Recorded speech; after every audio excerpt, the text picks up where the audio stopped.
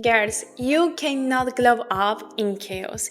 You can't attract better things, think straight, grow emotionally, or feel like your best self when your nervous system is always in fight or flight.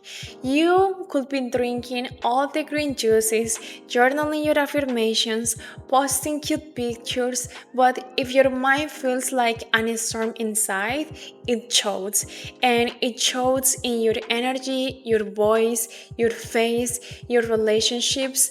And that's why today's lesson is one of the most important of this entire series, and is emotional regulation.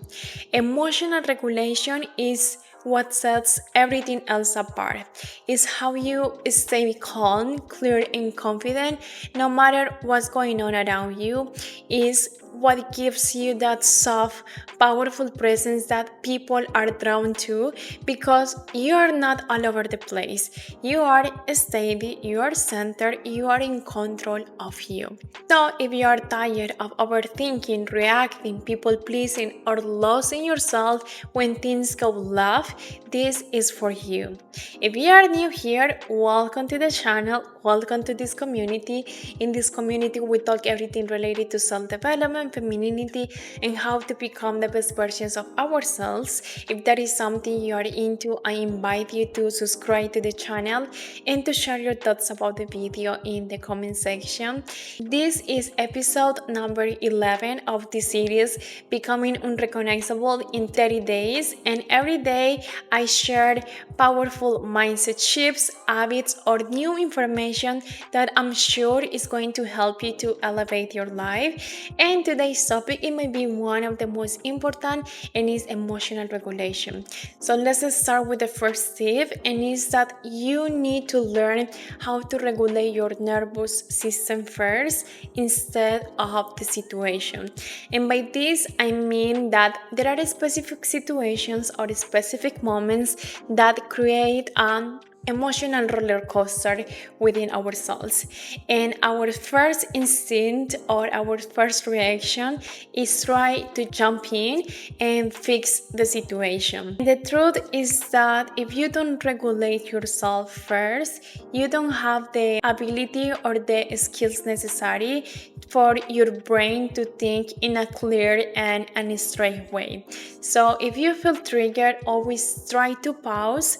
Take a deep breath, put your hand on your chest if you need to, and inhale in 4 seconds and exhale in 6 seconds. This could last just 2 to 5 minutes. It doesn't have to be long, but it's going to give you that momentum or that small break for your brain to actually think straight. And if your brain is thinking straight, you are going to find different options to solve the problem you are facing in that moment. The second thing is stop assigning a meaning to every feeling. Especially for us as women, we have hormones, and there are going to be days where we are feeling a little bit more happy, another days we are going to feel a little bit more down, and that's okay. You don't need to sit with yourself and start overthinking and question why you are feeling in a specific way or why something is bothering you so much. Sometimes the best thing that you can do for your mental peace is just feeling that emotion and just let it go without overthinking, without questioning why, how, or when. Just feel it and accept that emotions are like a wave. Sometimes they are big, and other times they are low. That doesn't should trigger you that much. If anything, letting an emotion exist without attaching to it is a sign of maturity, and it keeps you from spiraling into unnecessary drama or even self-sabotage. The next tip is learning how to respond instead of reacting. This is what truly separates women who are grounded and emotional intelligent from the rest of the women. Reactions are usually an emotional response. They are impulsive, and most of the time is about protecting your ego, while response is actually something more grounded, intentional, and clear. Most of the time, when we react, we are going to end up feeling even worse because we will say things or do things that are not aligned with the woman we want to be. So instead, always choose response. So before sending a long message, before saying a hurtful word, if you feel like you are not having it, try to calm down first, try to put your thoughts in order, and then when you have a clear response, try to share it. If you haven't achieved this moment, I really suggest you to go outside for a while, do journaling, or do what you have to do in order to have a more grounded energy. Because as I say early, when you react, you are putting yourself in a position that unfortunately is going to make you feel worse after that. Moving into the next tip is about language and expressing your emotions. So my tip here is learning how to use the words I feel and I need. Sometimes when we are overwhelmed or when we are in a bad situation, we tend to blame other people for specific behaviors, and this is more like a reactive answer where we are protecting our ego. But there is always a small way to share your feelings and your thoughts that will help the situation to not escalate and actually fix the problem in a more soft and feminine way. So, for example, if you are in an argument with your partner, instead of blaming him and saying things like, "You never listen to me," try to change the words and say something like, "I feel unheard," or "I need some space to finish my thoughts."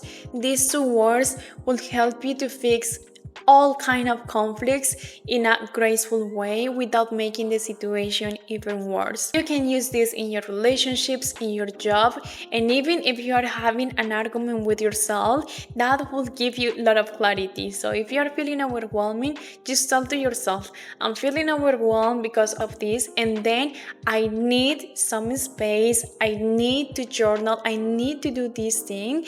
And in this way, you are actually owning your feelings in an emotional, intelligent way. And the last thing that I have to say about this kind of topic is that you need to make emotional regulation something of your daily life.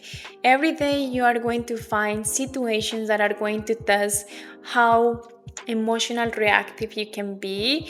So if you are aware of this, you can always choose be emotionally intelligent. The more you train your brain with small daily actions, the moment you are facing a situation that it's actually a little bit more heavy or complicated to fix, you already are going to have all the tools in order to have a better response to the challenges that life may bring you. So these are my little tips about how to create emotional regulation for your life. I really hope you guys enjoyed this video.